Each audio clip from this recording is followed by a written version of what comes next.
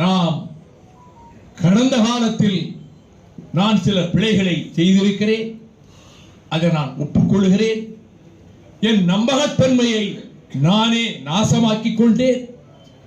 My credibility was totally destroyed.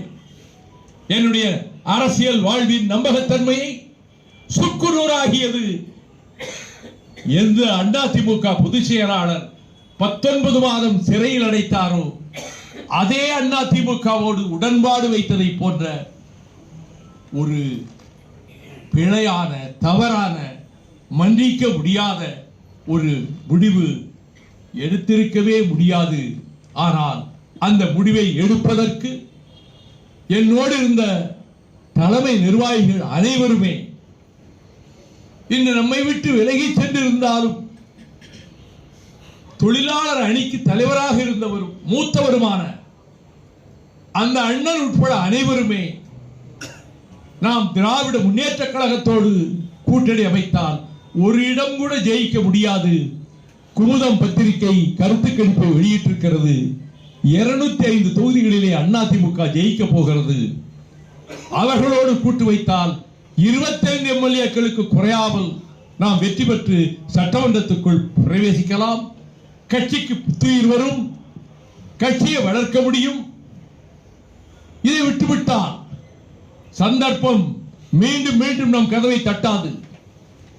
இந்த வாய்ப்பை விட்டுவிட்டால் எதிர்காலமே நமக்கு கிடையாது என்று அவர்கள் ஆணித்தரமாக சொன்னபோது திருச்சி திமுக மாநாட்டில் பேசுவதற்கு குறிப்புகள் எழுதி தயாராக என்னுடைய பயண பெட்டியிலே வைத்து உடைகளையும் எடுத்து வைத்துவிட்டு மலைக்கோட்டை துரித வண்டிக்கு பயணத்தையும் உறுதி செய்துவிட்டு 2:30 மணிக்கு கீழே பகல் உணவு அருந்தலாம் என்று வந்தபோது நம்முடைய முக்கிய தலைவர்கள், தலைமை அனைவருமே 10 நிமிடம் எங்களிடம் பேசிவிட்டு செல்லுங்கள் என்று சொன்னதனால் இந்த முடிவை எடுக்க நேர்ந்ததற்கு நானே விளக்கம் தந்தேன்.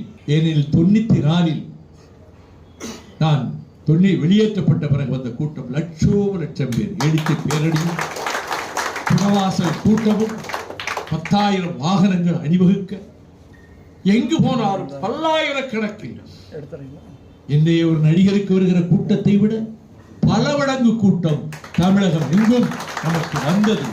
ஆனால் ஆற்று வெள்ளம் வந்து வடிவது போல தோல்விகளுக்கு பிறகு அப்படியே வடிந்து திரும்ப போய்விட்டது. தவறில்லை, நான் முதலிலேயே சொல்லிவிட்டேன். அடுத்த அக்னி பரீட்சை, நடக்க போகிற சட்டமன்ற தேர்தல், நடக்க போகிற பேச்சுவார்த்தை, நடக்க போகிற தொகுதி பங்கீடு, இந்த அக்னி பரீட்சையையும் கடந்துதான் செல்ல வேண்டி இருக்கிறது.